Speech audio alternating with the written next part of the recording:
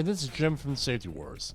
Before we start the program, I want to make sure everyone understands that we often talk about OSHA and EPA citations, along with some other regulatory actions from other agencies, legal cases, and criminal activity. Everyone is innocent until proven guilty in a court of law. Proposed fines are exactly that, and they are often litigated, reduced, or vacated. We use available public records, news accounts, and press releases. We cannot warranty or guarantee the details of any of the stories we share, since we are not directly involved with these stories, at least not most of the time. Enjoy the show. This show is brought to you by Safety FM.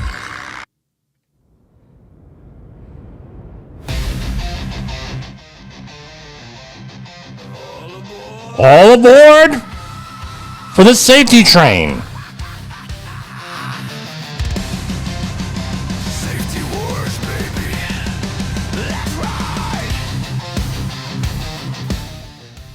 Hey everybody, yes, have some new music here, right?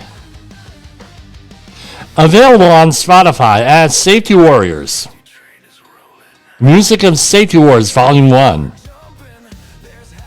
So basically the Apple does not like AI generated music. We know that, and since last October, since the shutdown, the first government shutdown, one may be coming up again. You never know.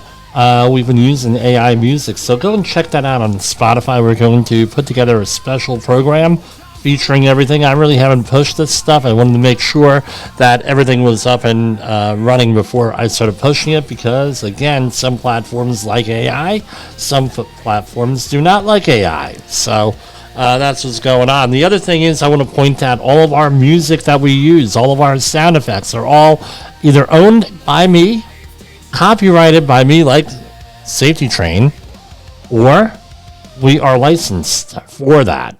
And we have the licenses to prove it. So with that, I know there was an issue with one of the platforms we were on last week, and I had to go and file a protest. Don't know how that goes. I mean, the way it is. So where have I been? Real simple. We had been advertised on the Safety FM network and also here, right, on Safety Wars, that we had a symposium on Monday in Orlando with Nick Weatherly, Todd Conklin, and Jay Allen. Happy birthday, Jay. That was his birthday. We celebrated it. We got there a little bit earlier. Over the weekend, we were celebrating it then, too. Happy birthday. I hope you enjoyed it. I hope it was everything you thought. Now, what? No, and I empathize. Believe me, I empathize big time. For my 50th birthday, what did I come out with? I came out with on the show. We've all heard it if you've been here before. The Solo LNC's Rules for Radicals, and how it applies to safety. We called it Safety Rules for Radicals sometimes we call it the pushback faced by safety professionals, and we tell you what to expect, and you have to develop strategies for that. As we move further along here, we've developed some strategies. So Jay Allen, we all know, came out with the Signal Trilogy, a lot of it having to do with signal theory or a signal hypothesis. It goes by different names, and specifically, how do we define just regular background noise to something regular background noise, or is it a signal? And what the idea is that we come up with all different types of simulation theories. Right, this is what I get out of it. Other people may get other things out of it. We come up with all different types of simulation theories of our own. How we think work should happen. Why we think work should happen the way it does. But then what happens is you have simulation, what's in our head, and what reality is, what goes on in the field with that. Simulation theory, I mean, it's a long history. I'm currently writing a program on that for this, or monologue on that, making an attempt there. We're getting pretty good on exactly what that is. What is this? Are we living in a simulation? I don't know. There's no empirical data on that, but a lot of stuff is really, really, really coincidental. I'll say that much. It's very coincidental. I always share this story where my wife, Deborah, she was going to a couple years ago for Christmas, and this is when we were moving my brother out of my mother's house, and my brother was also moving himself out of the house. We were helping him along. He gave me a whole bunch of clothes, bags of clothes. He said, "Look, they don't fit me. They're out of style. They may be, they're not my type anymore. That sort of thing. Why don't you go through it? You're good at donating things. Donate things to needy families. Donate things to charities that we know they're not going to make rags out of them. But they'll make it into good hands. That sort of thing." So before I get started sorting things out, she says to me, "Hey, Christmas is coming. I know, and you're out of those flannel shirts. You're getting a little bit ratty." And this is when I first started wearing these serious Safety Wars shirts. And so I go through them. So I say to her, "Oh, you know what? I always like that They Live, that shirt that Roddy Piper wore in They Live." And about an hour and a half, 2 hours later, no, I find out the shirt is like a movie prop and is like $200 a shirt. I said, "You know what? That's $200 a shirt. I'm not going to buy a $200 shirt. Not going to happen. Not my style, but I like the shirt still."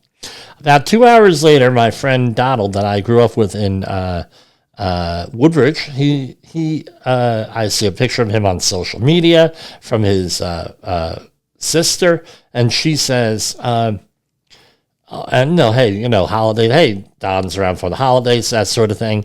And what's he wearing? The shirt from They Live, Roddy Piper.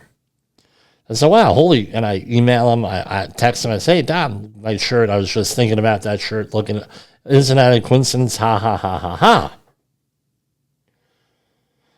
So the next day, I'm going through all of my brother's stuff. You know where this is going.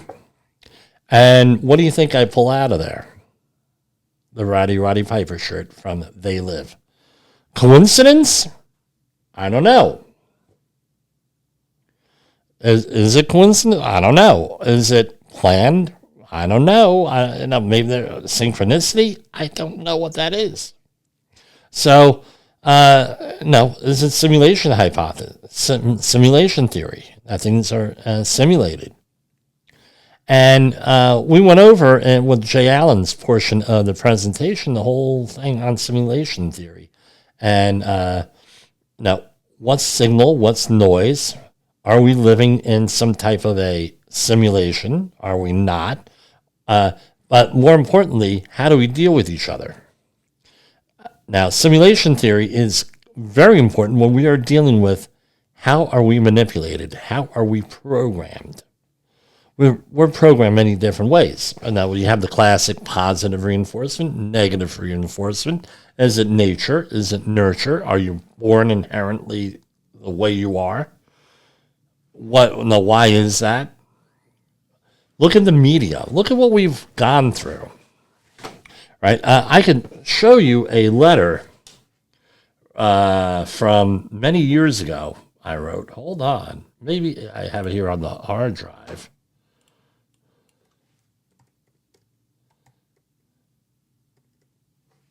Here. Oh, I think I have it right here. Right? Packed away here. Boom, boom, boom. And it was to somebody who I had a dispute with. All right. So, boom, boom, boom. Here you go. So in here, and here, this is from 2010.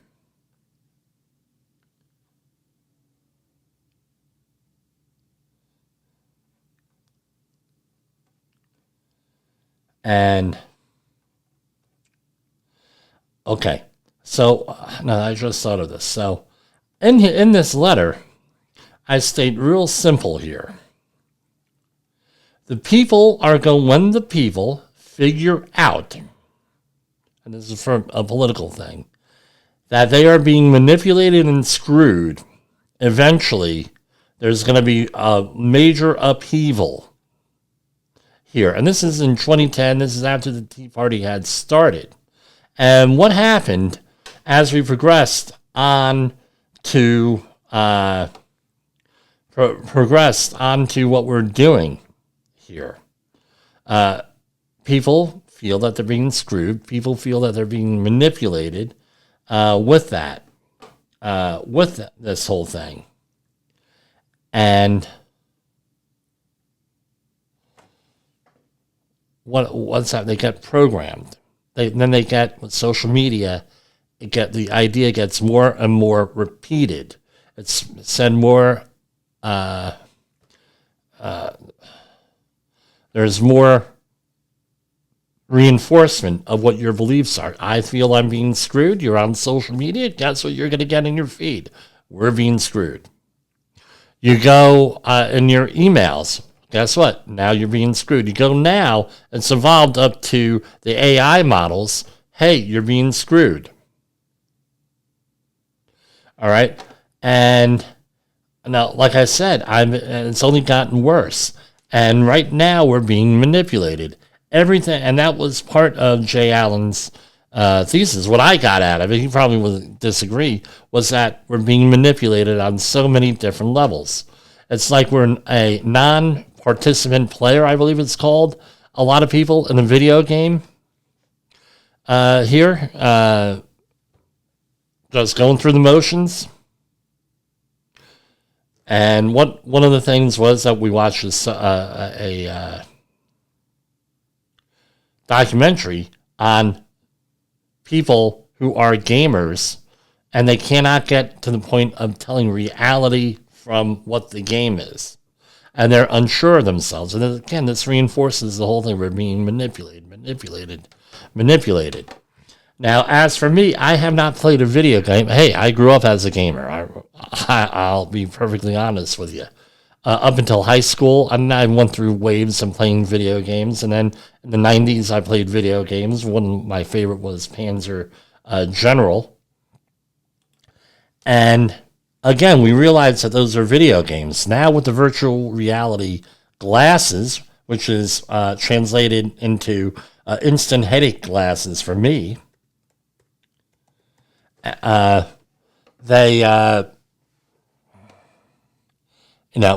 we're getting into more and more people not thinking that they're living in a simulation, that what you see out there ain't real. So it's exciting times on a lot of levels.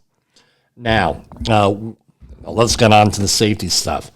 So you had the normal stuff from Todd Conklin. If you've ever attended a Conklin event, you heard about his opinions on human organizational performance, and we're going to realize that that is an operating philosophy with that. And with Nick Weatherly, maybe I should have started talking about him, talking about behavior-based safety, the difference between behavior-based safety and behavioral science. First thing that he pointed out that I knew this was going to be a different discussion is behavior-based safety does not equal behavioral science. Behavioral-based safety, there's not even one definition. I struggled to define exactly what it is, but I found out that there is not one definition of it. He had up around 4 or 5 different definitions of it. And basically what happened was he talked about where Todd and him were working for same clients, or people were human organizational performance people making it over to that, and they get started, hey, you guys, with behavior-based safety, you do nothing but it's adversarial, it's this, it's that, the other thing. And it's like, well, wait, time out. It was never meant to be adversarial. It was never meant to screw the employee. It was never meant to shame, blame, and retrain. It was meant to do root cause analysis, get to the bottom of things, and try to apply a scientific principle to it, and try to come up with actual solutions to save human lives and prevent injuries. But what happened was, and the point I made is this system, as it's been sold to corporate America and to Fauci and them, the CDC, because during COVID, that was all behavior-based safety managed that way. What happens is prone for weaponization. It's prone for abuse. When you look at that Heinrich pyramid or triangle, and you see 80% of accidents are because of human error, well, and therefore we can blame the human and not blame management. That's a problem. Because it comes down to, well, we set up a wonderful system. Here's the rule. Got to wear your hard hat. When you get into the field and you tell people to start working in tight places, guess what? Did you give them the right hard hat?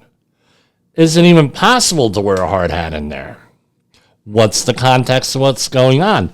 Oh, well, no, we made up the rule. You got to wear a hard hat. We made up the rule. You have to wear self-sealing eyewear, dust goggles. You got to do that. And guess what? The refining industry is with that. Well, even when it's 120 degrees out and those glasses are now fogging up or filling up with your sweat from your face, and you're not doing anything with any obvious eye hazard, and no one's working around you with any creating a struck-by situation where there's not, you still have to wear, okay, I get it, wearing safety, you still have to wear self-sealing eyewear. Yeah, you do. Well, and you're talking to the person making these decisions, and they're up in a nice air-conditioned office, drinking their, drinking their Red Bull, and, iced tea and Snapple beverages. Not that there's anything wrong. I love those things. But, right, are you actually out in the field doing the thing? Right. So those are some of my thoughts. I want to go into something more deep and everything with my notes and everything. I really, with it, but that's where I've been. So, again, that's why you see where I am here. Now, we're going to go to... let's see here. Hold on.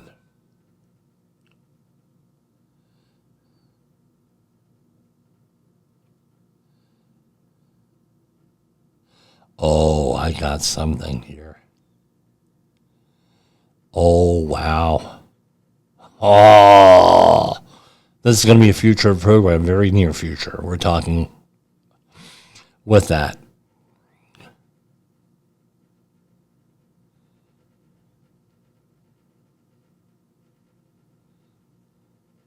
Okay. We have a Safety Wars exclusive coming up in the very near future. I just need to get permission to use it. I'm sorry, I hate doing this, but an alert came up here with this. All right. All right, we're going to, I tell you what, I'm going to pause this. This is pre-recorded. I am going to pause this, so... And over 260 wounded Here in we the go, latest start that attacks, again. while US President Donald Trump has threatened to target Iranian bridges and power plants unless Tehran agrees to return to negotiations. From Feature Story News in Washington, I'm Kate Fisher. The United States has carried out a fresh wave of strikes on Iran, hitting coastal defenses and cruise missile sites. Okay, we're going to start that again. Iran says more than 30 people have been killed and over... From Feature Story News in Washington, I'm Kate Fisher. The United States has carried out a fresh wave of strikes on Iran, hitting coastal defenses and cruise missile sites. Iran says more than 30 people have been killed and over 260 wounded in the latest attacks, while US President Donald Trump has threatened to target Iranian bridges and power plants unless Tehran agrees to return to negotiations. Nick Harper reports from Washington. Donald Trump is already threatening that potentially the worst is still to come, suggesting that he could be prepared to hit infrastructure and civilian targets next week, including Iranian energy. More strikes from the United States in what now seems to be an intensifying military campaign. We're into the 5th day of consecutive strikes by the United States. The US carrying out daytime strikes against Iran. Earlier on, first thing in the morning, Washington time, in the afternoon in Iran. And of course, all of that is making people here in the United States worried that potentially the US is heading into a much longer, larger conflict with Iran after all of the negotiations seem to have fallen apart. The European Union has banned the import and purchasing of gold from Sudan. EU officials say the trade of the commodity is used to finance the country's civil war. Meanwhile, members of the European Parliament are urging the bloc to step up humanitarian assistance to the country. From Brussels, William Denslow reports. According to the United Nations, more than half of Sudan's gold supply is smuggled out of the country each year, and the European Union warns that the proceeds from this trade is fueling the civil war that broke out in 2023. In addition to the ban on gold imports, European foreign ministers have also banned the export of chemicals used for gold mining. But members of the European Parliament are calling for stronger action. Some 14 million people have been displaced by the conflict, and MEPs are calling for the EU to do more to open humanitarian corridors for aid supplies and the evacuation of civilians. William Denslow, Brussels. And England take on Argentina in the FIFA World Cup semi-final in Atlanta on Wednesday. It's the first time Lionel Messi and England have met at a FIFA World Cup, but the two nations share a long and storied rivalry on the pitch and off it. Should England win, they would face Spain in the final, a repeat of the Euro 2024 final in Berlin. Ollie Barrett has more from London. I think a real level of excitement about this fixture, not just for some of those historical reasons, but also because it's a semi-final of a World Cup. They do not come along very often at all, especially when you look at the England team. From Bureaus Worldwide, this is FSN.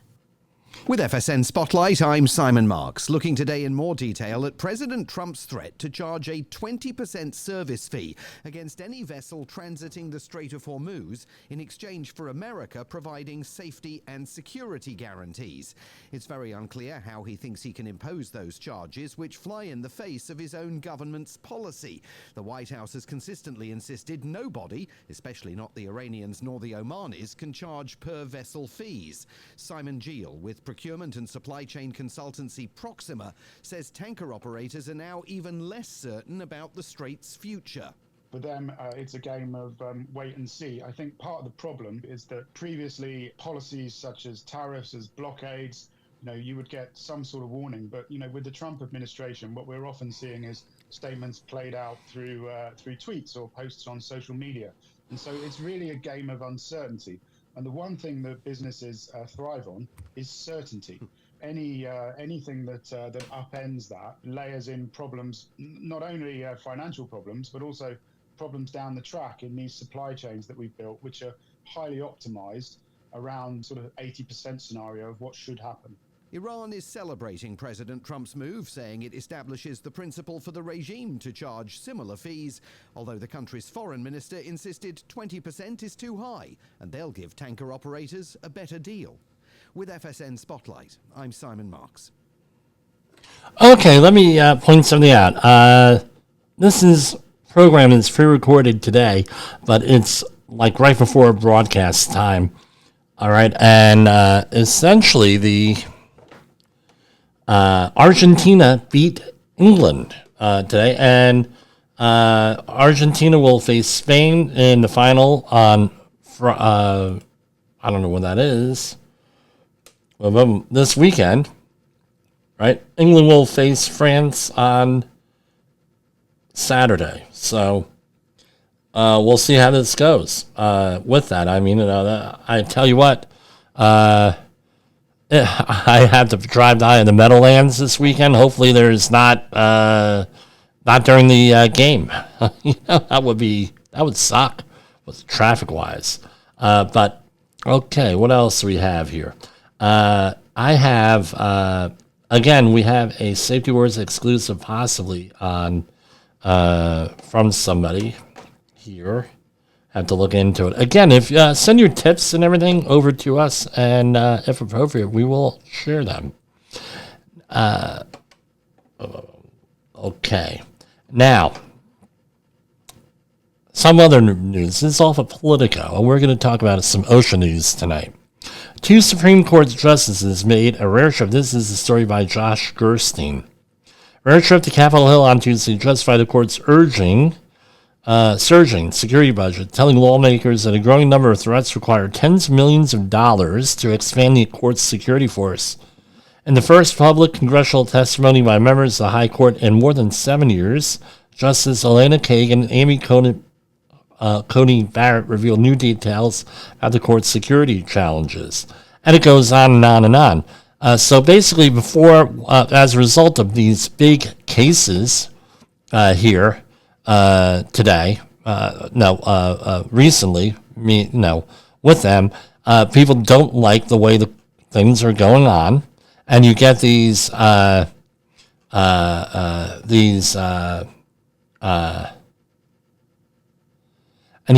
folks out there riling people up. What kind of folks? Senator Schumer out of New York, among others.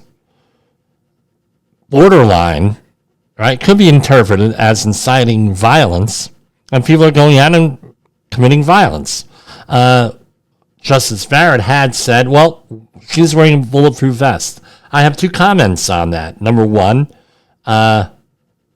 it's a very sad state of affairs when the Supreme Court justice has to wear a vest. This is something out of a post-apocalyptic or a dystopian future story like Handmaid's Tale and New World Order by which was a book in the early 2000s. I forget who wrote that. There was a novel out there where Supreme Court justices were impacted by a coup, right, with that. And guess what happened with that? I mean, this is ridiculous. My thing, number one. Number two, we're all entitled to equal protection under the Constitution. Why is it that we can't wear bulletproof vests in New York again? Right? Last line of defense on anything is PPE. Well, guess what? If you're in a situation where you can't eliminate all the other hazards that are out there, why not have the option of wearing a bulletproof vest? With that, maybe you're a celebrity. Maybe you're carrying a lot of money. Maybe you're in a situation where you're operating a bodega, as they're called in New York City, or in a situation where you don't feel safe and you want to wear a bulletproof vest. Now, it may look ridiculous, but guess what? It's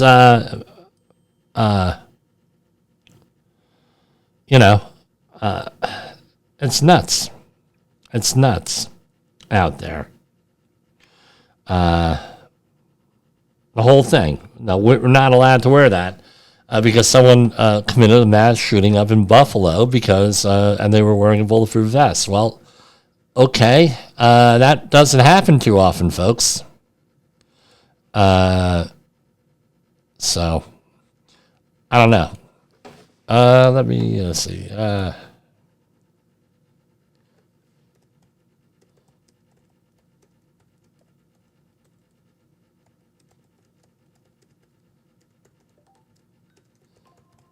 All right. What else is going on? Well, that's it. A sad set of affairs. We got to get a grip here. We all got to get along. With that, I don't agree with the Supreme Court, but this is it. And let me put this out here.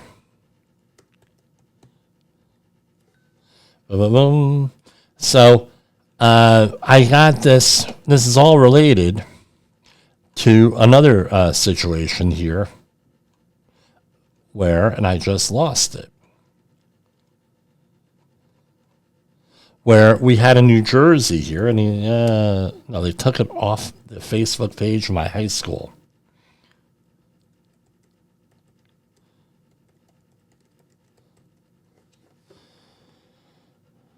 All right, so here we have, right, this is a real thing. And by the way, this does impact the community I belong to. That is where I went to high school in St. Joe's, Metuchen, where Daniel and Durrell,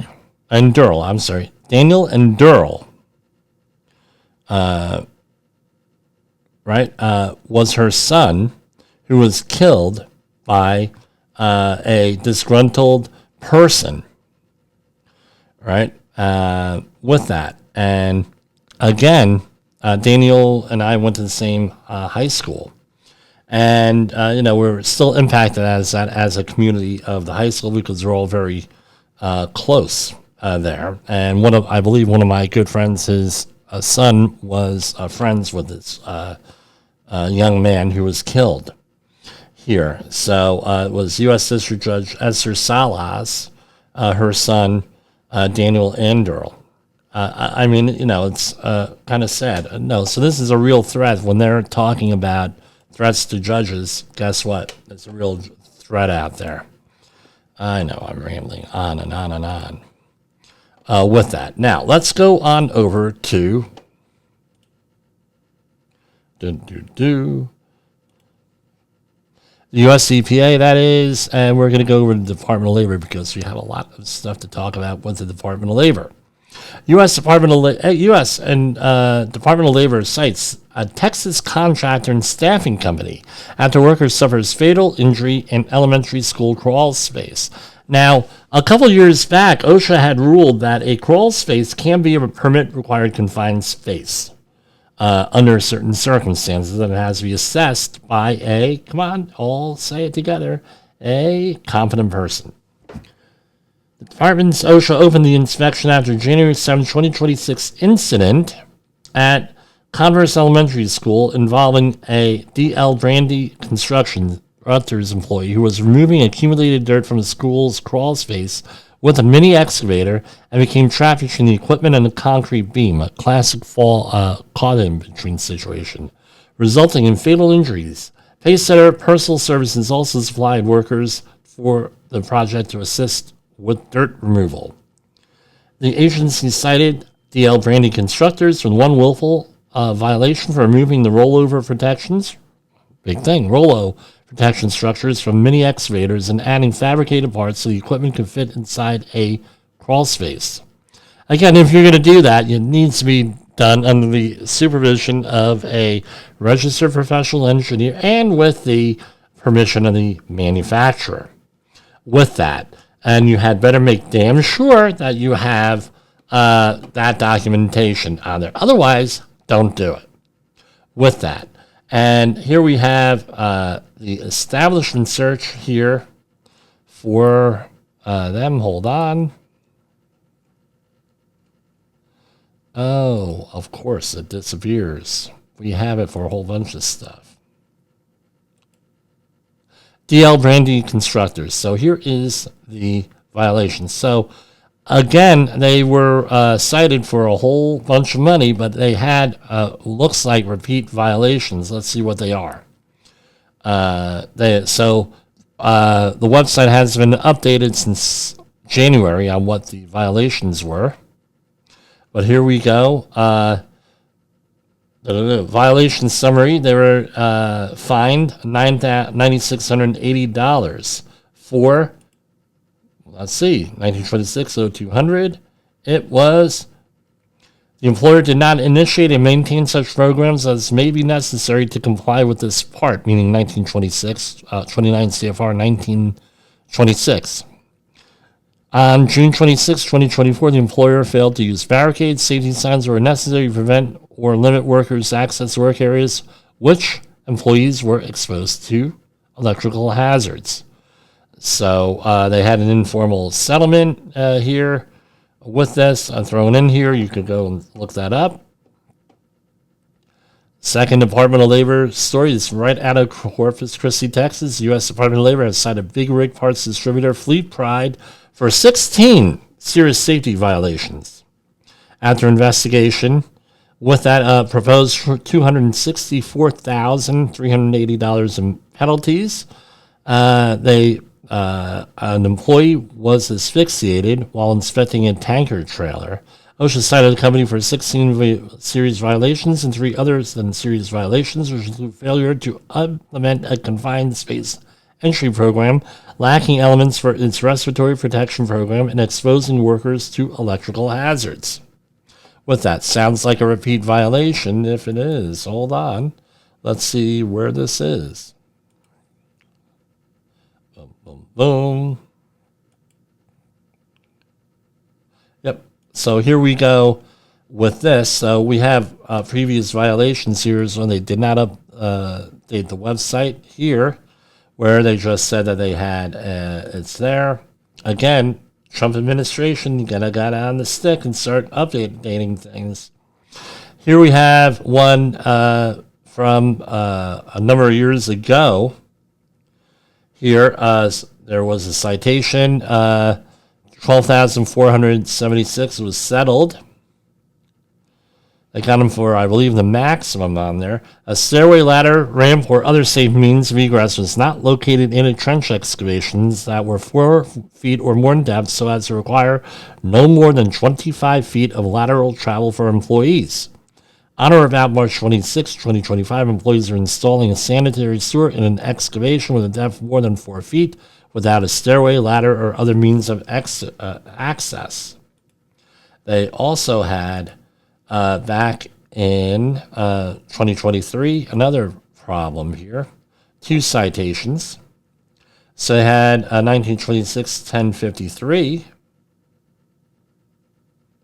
here, which a portable ladder was used for access to an upper landing surface, and it did not extend 3 feet or more above. So the area, so the informal settlement was $5,475. Right? And here we have a repeat violation, 1926 of 652. That was settled, it looks like, for $47,909 because it was a repeat. The employee in an excavation was not protected from cave-ins. Wow. Now you just say, wow, you got to be kidding me. Again, and we had, looks like they had some repeat violations here or other things. Again, $47,000, big hit for a small business. I don't get it. And again, this is all on the public record here. And here we have one for Fleet Pride out of Corpus Christi, Texas. Texas has been busy down there. U.S. Department of Labor cites big rig parts distributor for confined space entry hazards, safety hazards, after worker fatality at company's Corpus Christi facility. With that, let's see what we got here. With this, hold on. That is for that one. Fleet Pride. So they did not update the latest one here, but they're already on their radar, it looks like. I'm saying that I have no proof, but that's what it looks like.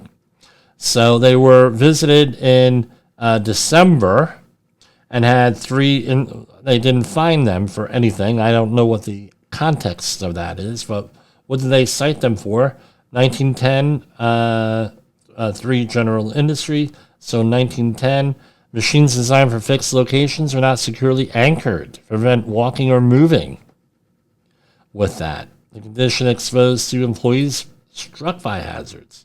Here we have 1910-303, which is electrical equipment violation, right? The employer did not ensure the space about electrical equipment or sufficient access and working space was provided and maintained from an electrical panel within the maintenance shop area. Usually that's a minimum of 3 feet. Usually. I don't know what the case is, what the context was here.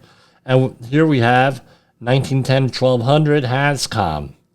Again, labeling issues, things of that nature. That's an easy fix. That's really no excuse for that. And they were also visited 3 other times in 2025 at their facility in, I'm assuming it's the same one in Wichita, Kansas, out there. And that was 1910 212. And that was, again, machine guarding. And in 1904, 0041, that was other than serious, right? Or that was a penalty and failure to abate. And that, again, was an OSHA 300 log violation on that. Submitting that in time. All right.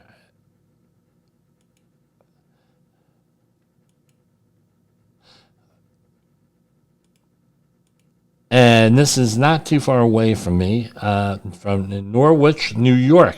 The Department of Labor has entered into a settlement agreement with auto service provider Monroe Incorporated, requiring it to pay $174,000 in penalty to resolve 7 safety violations at its Norwich facility. That's Norwich, New York, in July 2025. Workers are exposed to slip, trip, and fall hazards from engine oil and transmission fluid spilled on a storage room floor and from the accumulation of commercial trash, including tires in an exterior storage area. Investigators found oily rags were allowed to pile up instead of being stored in a covered metal container. Employees performing battery maintenance lacked suitable nearby eyewash stations, and damaged outlets and electrical conduits created electrical hazards. OSHA also cited the company with 1 repeat violation for exposing employees to a crushing hazard after finding a 4-post rotary lift with a broken safety latch cable that had been held in place with a pair of vice grips. With that, I mean, these are all very, very cheap. Now, it's very frustrating because these are all very, very cheap fixes with this. You could have fixed all of this for probably less than $1,000 with this, maybe $1,500. But as usual, company was willing to spend $174,000 in damages to OSHA, but are against spending $1,500 to prevent this from happening. Thank God there were no. Thank God nobody got hurt in that one, at least that we know of, that they're reporting. Now, if you're in the Northeast, here, there are smoke from wildfires in Canada and Minnesota that spread across the Midwest, Northeast, and Mid-Atlantic this week. We're going to go and take a look at the map of air quality. And here I have it right here. Boom, boom, boom, boom, boom. Now, I'm going to describe this for the radio listeners and the podcast people on audio. Green is good. Yellow is of concern. Red is dangerous. And as it goes down to purple, you really have an air quality problem. This does not yet appear to be the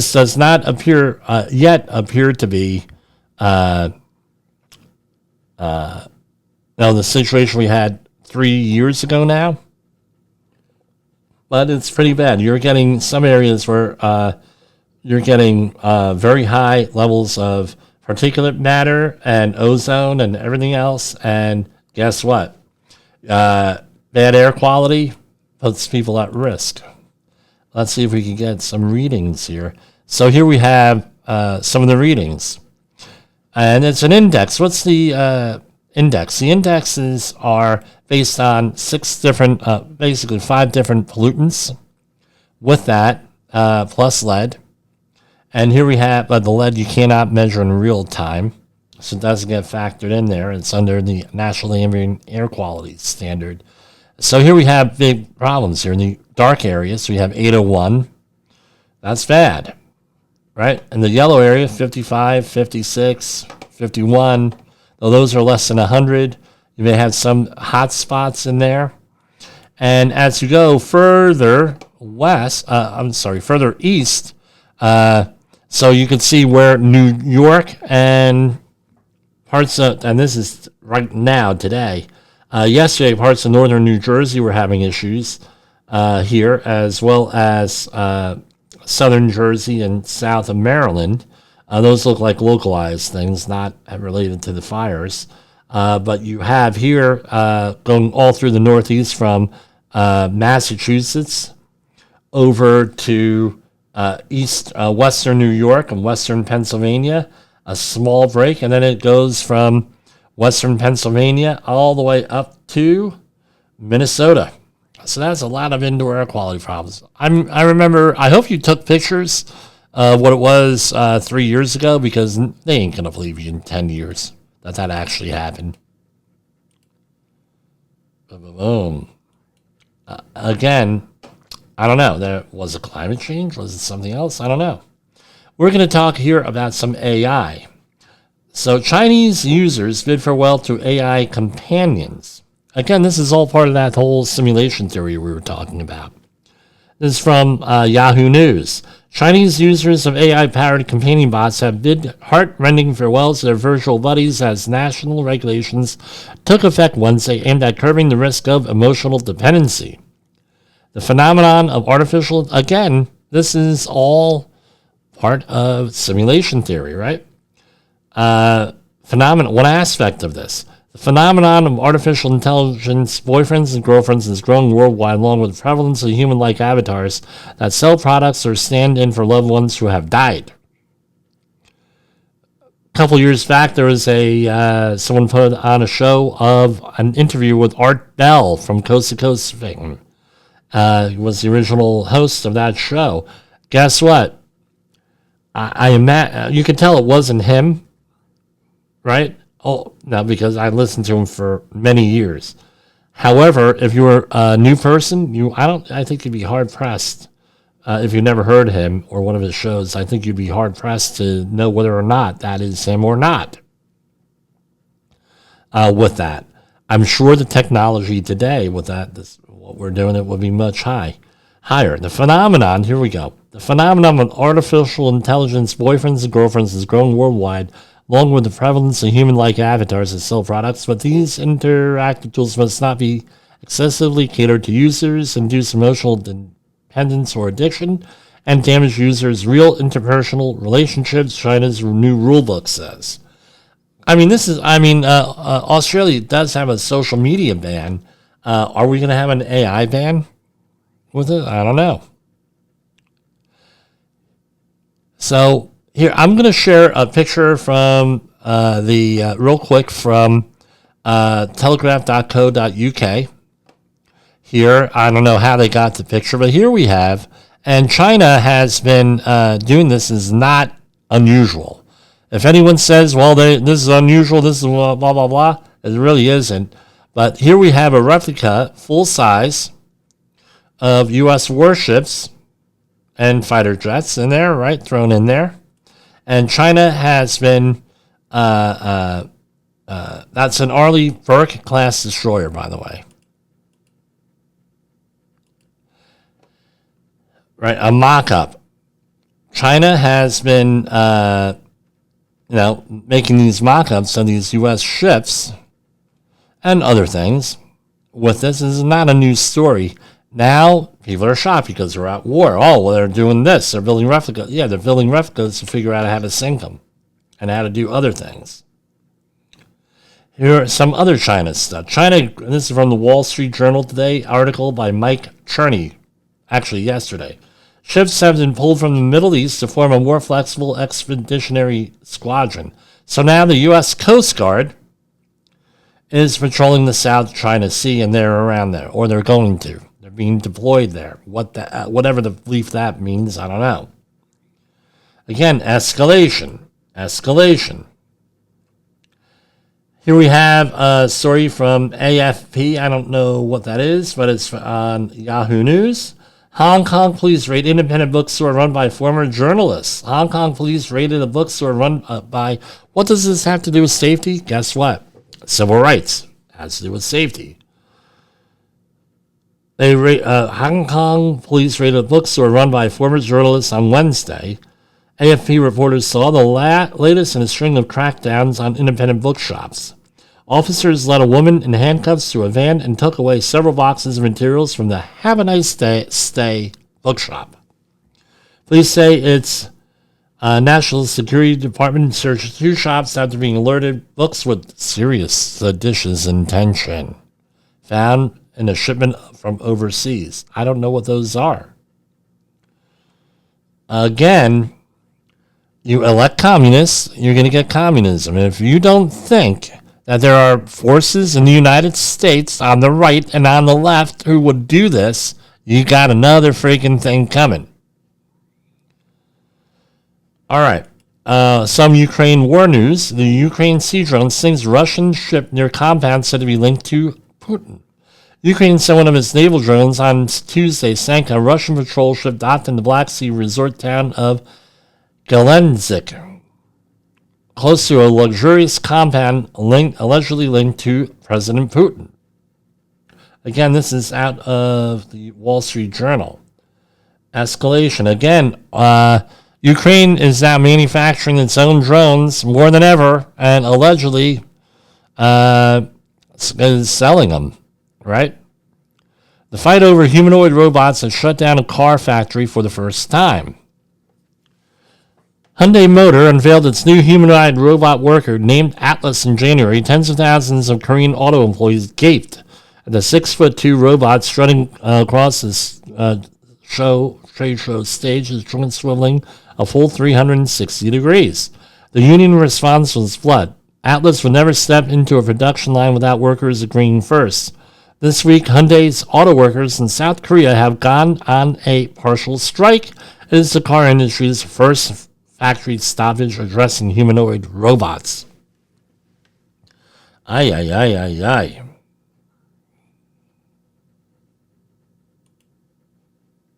Meta, here we have more AI news. Meta employees allege discriminatory AI-driven layoffs. What does that mean? Does that mean that AI is making the decision here? I got news for you. This may take a different form, but guess what? The reason why we have to go through these portals when we're applying for new jobs, employment, or contracts is so the decision is objective and limits liability, folks. 26 Meta employees have filed a lawsuit accusing the tech giant of using artificial intelligence to select workers for mass layoffs, a claim strongly denied by the trillion-dollar company. They are among the 8,000 employees, some 10% of the workforce. Meta said it will lay off in the spring as it pushes to redirect resources toward an ambitious AI agenda. According to the lawsuit filed in Oakland, California on Monday, Meta used AI systems to score, rank, and select employees to be laid off. Okay, rather than the considered judgment of managers who knew the work. Again, we always complain on this show that the managers often don't know how to do the job. Well, do you think a freaking computer is going to know how to do the job? It's a very, again, this is along the lines of a social credit score being promoted by Meta. Is this the kind of world we want? All right, so I had a conversation here. We have a paper versus plastic bag thing where we're not allowed, certain stores are not allowed to hand out plastic bags or paper bags in New York or New Jersey, especially plastic in New York. Most stores you have to, if you want a paper bag and it's offered, you have to pay for it. You have to buy it. Plastic bags are eliminated. Now, my comment on this is this. One, we were told that plastic bags were going to save the rainforest, and therefore we should use them back in the early 80s. Yeah, no shit. That's what we were told. And you're bad if you use a paper bag because you're burning down the trees and the impacting the trees in the rainforest. That's what we were told. Yeah. That don't Mandela affect me. That's what we were told. Now, number one. Number two. With this. I'm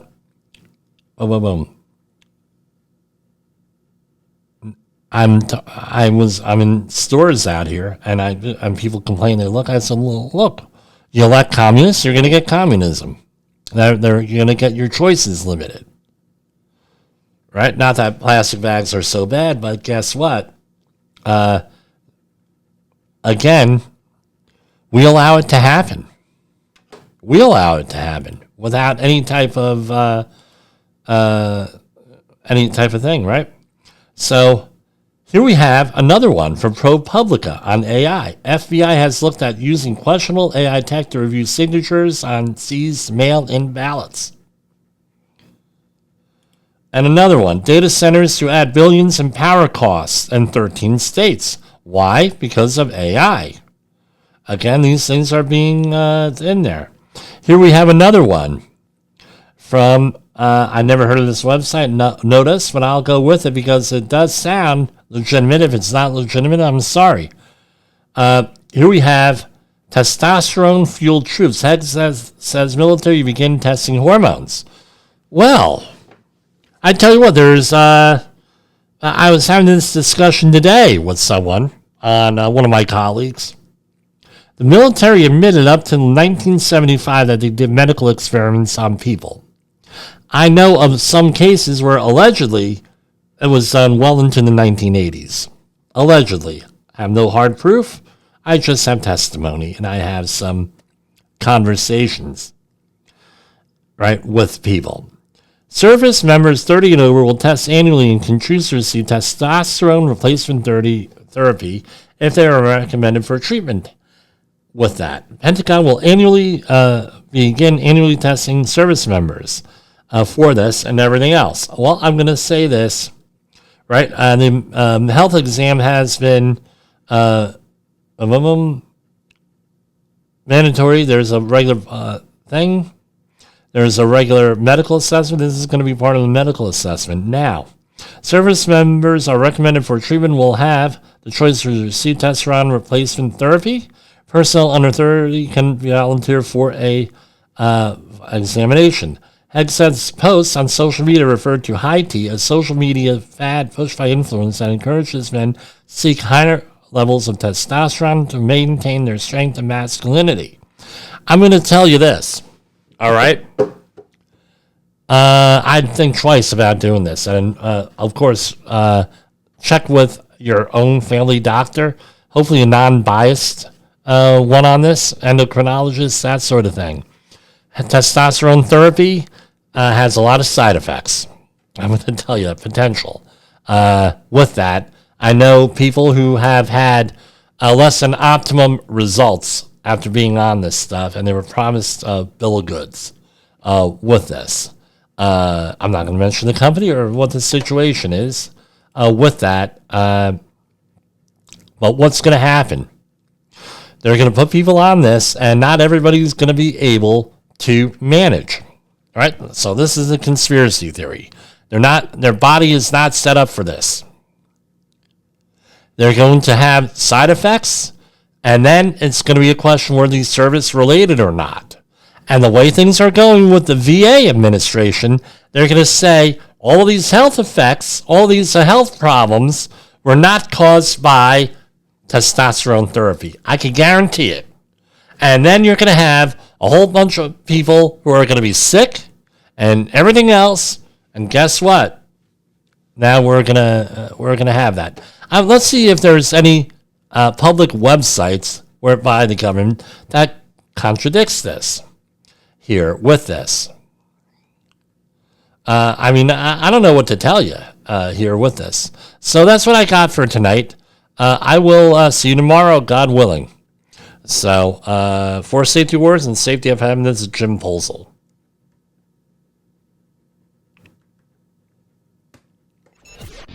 The views and opinions expressed on this podcast are those of the host and its guest and do not necessarily reflect the official policy or position of the company. Examples of analysis discussed within this podcast are only examples. They should not be utilized in the real world as the only solution available, as they are based only on very limited and dated open source information. Assumptions made within this analysis are not reflective of the position of the company. No part of this podcast may be reproduced, stored in a retrieval system, or transmitted in any form or by any means, mechanical, electronic, recording, or otherwise, without prior written permission of the creator of the podcast, Jay Allen.